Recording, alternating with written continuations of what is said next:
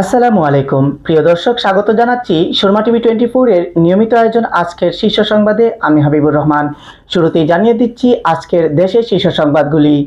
নির্দলীয় তত্ত্বাবধায়ক সরকার পুনর্বহালের রায় ফ্যাসিস্ট তৈরির পথ রুদ্ধ করবে বলে মন্তব্য করেছেন বিএনপির সিনিয়র যুগ্ম মহাসচিব রুহুল কবির রিজভী। অর্থ আত্মসাৎ মামলা তদন্তের স্বার্থে জাতীয় দলের ক্রিকেটার অপতিত সরকারের সাবেক এমপি সাকিব আল হাসান সহ মোট 15 জনকে জিজ্ঞাসাবাদের জন্য তলব করেছে দুর্নীতি দমন কমিশন দুদক। জুলাই অভ্যুত্থানে বর্বর হত্যাযজ্ঞ চালানোর অপরাধে মৃত্যুদণ্ডপ্রাপ্ত শেখ হাসিনা ও আসাদুজ্জামান খান কামালকে ফেরাতে অন্তর্বর্তী সরকার সর্বোচ্চ প্রচেষ্টা চালাচ্ছে বলে জানিয়েছেন আইন, বিচার ও সংসদ বিষয়ক উপদেষ্টা অধ্যাপক আসিফ নজরুল। চট্টগ্রাম বন্দরের নিয়ন্ত্রণ বিদেশিদের হাতে তুলে দেওয়া জাতীয় নিরাপত্তার জন্য বড় হুমকি বলে মনে করছেন আমজনতার দল। আজ বৃহস্পতিবার সংবাদ সম্মেলন করে চট্টগ্রাম বন্দর চুক্তি ইস্যুতে প্রতিবাদ জানায় দলটি। আমজনতা দলের পক্ষ থেকে সংবাদ সম্মেলন লিখিত বক্তব্য পড়েন কর্নেল মিয়া মশিউজ্জামান। ফ্যাসিস্ট শেখ হাসিনা পালিয়ে যাওয়ার কারণেই তত্ত্বাবধায়ক সরকার ব্যবস্থা ফিরে এলো বলে মন্তব্য করেছেন জাতীয়তাবাদী আইনজীবী ফোরামের সভাপতি জ্যেষ্ঠ আইনজীবী জয়নুল আবেদিন। প্রিয় দর্শক, এতক্ষণ শুনছিলেন আজকের দেশের শীর্ষ সংবাদ। এবারে থাকছে আন্তর্জাতিক শীর্ষ সংবাদগুলি।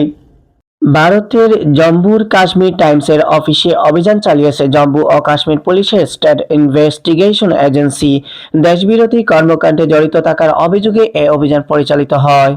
পশ্চিম ইউক্রেনের টেরনোপিল শহরে রাশিয়ার বিমান হামলায় কমপক্ষে 26 জন নিহত ও আরও প্রায় অর্ধশতাধিক মানুষ আহত হয়েছেন। ইউক্রেনের স্বরাষ্ট্রমন্ত্রী ইহোর ক্লাইমেনকো এই তথ্য নিশ্চিত করেছেন। গাজা ইসরায়েলি হামলায় কমপক্ষে আরও 28 জন ফিলিস্তিনি নিহত হয়েছেন। এ সময় আহত হয়েছেন আরও 77 জন। বুধবার গাজার স্বাস্থ্য মন্ত্রণালয়ের বরাত দিয়ে এক প্রতিবেদনে এ তথ্য জানিয়েছে সংবাদ মাধ্যম আল জাজিরা। এটি গত মাসে কার্যকর হওয়া মার্কিন যুক্তরাষ্ট্রের মধ্যস্থতায় যুদ্ধবিরতির চুক্তির সবচেয়ে বড় লঙ্ঘন ঘটনা। প্রিয় দর্শক, এতক্ষণ শুনছিলেন দেশের শীর্ষ সংবাদ ও আন্তর্জাতিক শীর্ষ সংবাদ। এবারে থাকছে খেলাধুলার সংবাদ। চলতি বছরের ডিসেম্বরে ভারত সফর করার কথা ছিল বাংলাদেশ নারী ক্রিকেট দলের। সিরিজে 3টি করে ওয়ানডে ও টি-20 সিরিজ খেলার কথা ছিল দু দলের। শেষ মুহূর্তে ভারতীয় সরকারের অনুমোদন না পাওয়ায় সিরিজটি স্থগিত হয়ে গিয়েছে। দীর্ঘ 22 বছরের অপেক্ষা ভেঙে ভারত বধের পর আবারও সুখবর পেয়েছে বাংলাদেশ ফুটবল দল। এশিয়ান কাপ বাছাইয়ের ভারতের বিপক্ষে দারুণ এক জয় পেয়ে ফিফার সর্বশেষ হালনাগাদকৃত র্যাঙ্কিংয়ে উন্নতি করেছে বাংলাদেশ।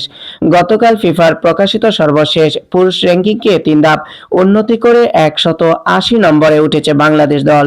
ফিফা র্যাঙ্কিংয়ে গত 9 বছরের মধ্যে এটি বাংলাদেশের সেরা অবস্থান।